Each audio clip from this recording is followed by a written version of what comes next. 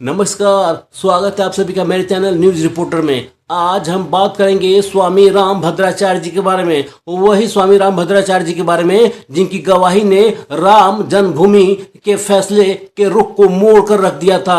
आज हम बात करेंगे स्वामी रामभद्राचार्य जी के बारे में। वही रामभद्राचार्य जी जिनको आंखों की रोशनी तो नहीं है, फिर भी वो कथावाचक का काम करते हैं। उनको रामचरितमानस, श्रीमद् भागवत महापुराण और तमाम वेद पुराण कंठस्थ याद हैं। जी हाँ, आज हम उन्हीं श्री रामभद्राचार्य जी के बारे में चर्चा करेंगे। दरअसल स्वामी रामभद्राचार्य जी का जन्म उत्तर प्रदेश के जौनपुर जिले में हुआ था। मकर संक्रांति के दिन 1950 ईस्वी में उनका जन्म हुआ था। उनका असली नाम गिरधर मिश्र है। दरअसल बचपन से ही मतलब 4 साल की अवस्था में आते आते उनको रामायण, गीता और भी बहुत सारे भारतीय हिंदू धर्म ग्रंथ के शास्त्रों कंठस्थ याद हो गए थे। और 8 साल की उम्र में उन्होंने तो जब सार्वजनिक तौर से इसका गायन शुरू कर दिया था। जब 2 महीने के थे तब उनकी आंखों की रोशनी चली गई थी। और जब उनके माता पिता उनको चिकित्सक से दिखलाने गए तो चिकित्सक ने आंख में कुछ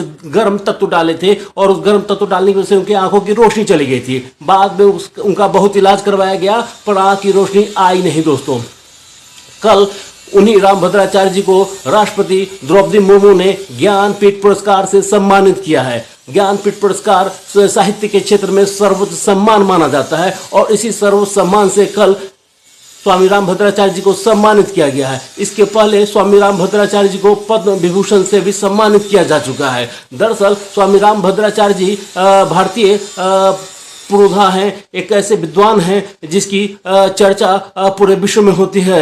अपने आप में अगर चमत्कार देखना हो तो स्वामी रामभद्राचार्य जी को आप देखेंगे तो पाएंगे कि जिस व्यक्ति की आंखें नहीं है, जो पढ़ नहीं सकता है, लेकिन जब भी आप चर्चा करें, एक बार याद है मुझे, वो एक टीवी शो में आए हुए थे तो टीवी शो में संविधान पर चर्चा हो रही थी तो पत्रकार जो है वो सबसे डिबेट कर रहे थे, डिस्कशन कर रहे थे। तो उन्होंने स्वामी रामभद्राचार्य से पूछा, अरे भाई आप क्या बोले जा रहे हैं, आपको संविधान के बारे में कुछ पता भी है? तो रामभद्राचार्य जी ने पलटकर कहा कि जी मुझे संविधान का एक एक अक्षर कंठस्थ याद है। आप मुझे से चाहे आप संविधान के बारे में जहां से भी पूछना चाहे पूछ सकते हैं। पत्रकार चुप हो गया, उसको समझ में नहीं है कि हम क्या पूछें।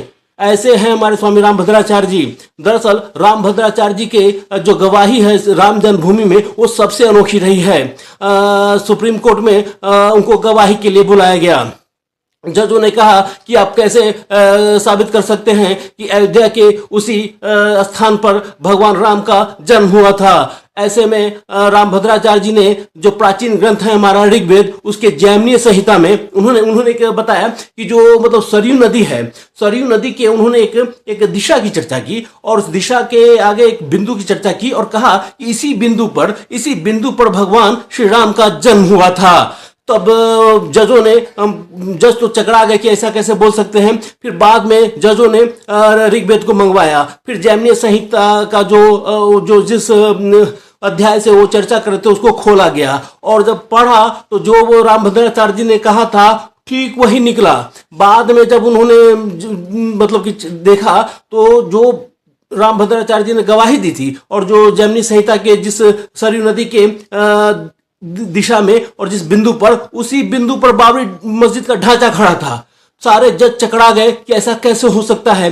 भारतीय अध्यात्म का जीता जागता चमत्कार थे रामभद्राचार्य जी। सभी ने इनको माना कि भारतीय मेधा, भारतीय प्रज्ञा के जीते जागते चमत्कार हैं स्वामी रामभद्राचार्य जी। और जब ये गवाही दिया रामभद्राचार्य जी ने, तभी राम जन्मभूमि का जो फैसला था उसका रुख मुड़ गया और राम जन्मभूमि के पक्ष में फैसला आया। दोस्तों, तो ऐसे थे हमारे रामभद्राचार्य जी और रामभद्राचार्य जी में कई विशेषताएं हैं और इसके बारे में हम बाद में चर्चा करेंगे। नमस्कार।